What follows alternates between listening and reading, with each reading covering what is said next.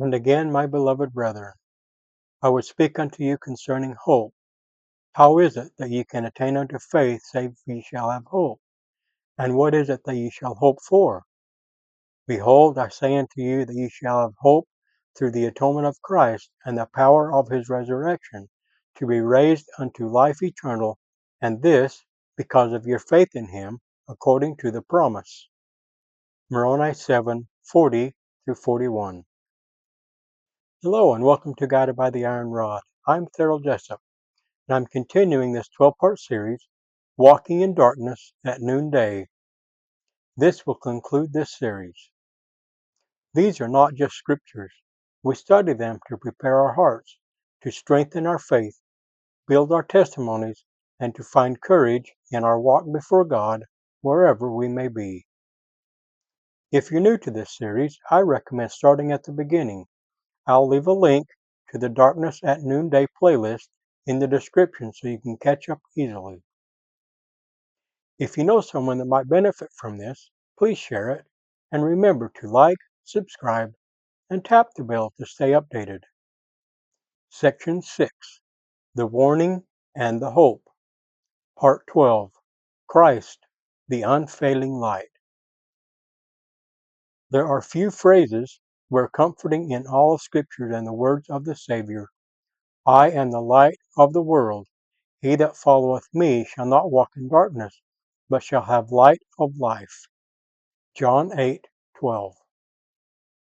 The reality of Christ as the unfailing light is more than poetic. It is the core of our hope. In a world where faith flickers and men stumble at noonday, Christ's light never dims. Even when his children wander far, that light still reaches out, calling them home. The persistence of his light. Every soul born into the world is touched by the light of Christ. Moroni 7:16 and John 1:9. It is not reserved for the faithful alone. It proceedeth forth from the presence of God to fill the immensity of space. Doctrine and Covenants 88:12-13. That means no one can fall so deep into darkness that his light cannot still whisper, Come unto me. Even in the midst of rebellion, that light remains a witness of truth, a divine homing signal that continually points toward repentance and restoration. Think of Alma the Younger. He was once a very wicked and idolatrous man who led many of the people to do after the manner of his iniquities. Mosiah 27:8. Yet, in his rebellion, the Lord's light had not forsaken him. The angel who appeared to him declared, And now, behold, can ye dispute the power of God? For behold, doth not my voice shake the earth? Mosiah 27:15. That moment shattered the illusion of darkness, the memory of his father's teachings. Truth, once rejected, pierced his soul. Alma 36:12-17. The light of Christ reached where no sermon could go. His agony turned to joy when he remembered that there was one who had atoned for his sins. I cried within my heart, O Jesus, thou Son of God, have mercy on me. And immediately his darkness was replaced with marvelous light. Alma 36:18-20. Alma's experience teaches a simple, eternal truth. Even when we have walked in darkness at noonday, the light of Christ never withdraws beyond our reach. It waits for us to turn. The call back from apostasy. Those who have once tasted light and turned away experience the deepest darkness. Alma 24:30. Hebrews 6:4-6. Yet even apostasy cannot eclipse the Savior's mercy when repentance is real. The sons of Mosiah were numbered among the unbelievers, and the very thought of coming into the presence of God did rack their souls with horror. Alma 36:14. Still, After repentance, they became instruments in the hands of God to bring many to the truth. Mosiah 27:36. The same pattern repeats throughout Scripture. Peter denied knowing Christ, and yet the risen Lord sought him out personally. Luke 22:61-62 and John 21:15-17. Saul persecuted the saints, and yet the Lord's voice broke through the darkness. Saul, Saul, why persecutest thou me? Acts 9:4. The Lord's pattern is clear. His light exposes, corrects, and then heals. He will chase us into our own shadows to reclaim us. Even those who have chosen to walk in noonday darkness are not abandoned. The Lord declares, "How oft have I called upon you by the mouth of my servants and by the ministering of angels, and would have saved you with an everlasting salvation, but ye would not." Doctrine and Covenants 43:25. His light continues to reach, but it never forces.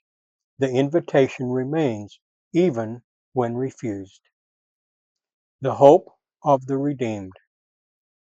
When Alma and the sons of Mosiah turned again to God, their conversion became a beacon for others.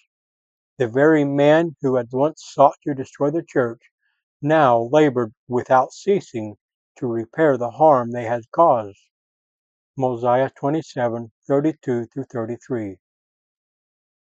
This transformation is the evidence of unfailing light, its power not merely to illuminate, but to recreate. The Savior promised, "Ye are the light of the world. A city that is set on a hill cannot be hid." Matthew 5:14. That commandment was more than moral encouragement. It was an identity. To walk in his light is to reflect it. The resurrected Christ told the Nephites, "Hold up your light, that it may shine unto the world. Behold, I am the light which ye shall hold up." 3 Nephi 18:24. His light is both our guide and our message. Those who keep their eye single to the glory of God, Doctrine and Covenants 82:19, are promised that their whole body shall be filled with light, Doctrine and Covenants 88:67. To be filled with light is to be filled with discernment, peace, and divine power. As darkness deepens in the world, the light within the faithful become more visible, not because they are greater, but because the source they draw from never fails. The law of reflection. Light is only seen when it strikes a surface that reflects it. Christ's followers reflect his glory through obedience and humility. King Benjamin taught, "Because of the covenant which ye have made, ye shall be called the children of Christ." Mosiah 5:7. As children, we bear his image in our countenance and our conduct. In contrast, those who reject his light find their understanding darkened.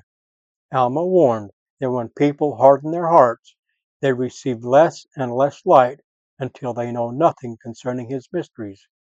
Alma 12:10-11. The process is gradual but sure.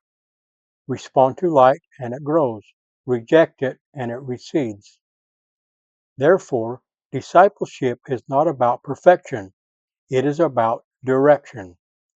Every sincere effort to follow truth increases the light within us. The Savior's invitation remains constant. "Come unto me, all ye that labor and are heavy laden, and I will give you rest." Matthew 11:28. Rest, in the gospel sense, is found in the steady glow of his presence, the unfailing source. All mortal light, whether wisdom, learning, or influence, eventually fades, but the light of Christ endures because in him there is no darkness at all. 1 John 1:5. He is the true light which lighteth every man that cometh into the world. John 1:9. This light is not just spiritual, it is the sustaining power of creation itself. He is in the sun, and the light of the sun, and the power thereof by which it was made. Doctrine and Covenants 88:7. Every sunrise silently testifies that the light of Christ still governs the world. When we covenant to follow Him, we align ourselves with that unending source. Even amid moral confusion, those anchored in Christ cannot be overcome by darkness. The light shineth in darkness, and the darkness comprehendeth it not. John 1:5. Conclusion. The warning of noonday darkness is sobering. To reject known truth brings deeper blindness, yet the hope of Christ, the unfailing light, is greater still. His light reaches through apostasy, rebellion, and despair. It shines into prisons of guilt and doubt, into nations adrift and hearts grown cold. For those who once knew the warmth of His Spirit and have drifted, His invitation stands unchanged. Return unto me, and I will return unto you. Malachi 3:7. The darkness may seem thick, but it cannot extinguish the source. Christ is still the light of the world, and all who turn toward Him will see again. The path of the just is as the shining light, that shineth more and more unto the perfect day. Proverbs 4:18. In the name of Jesus Christ, knowing I am accountable for how I use His name, Amen.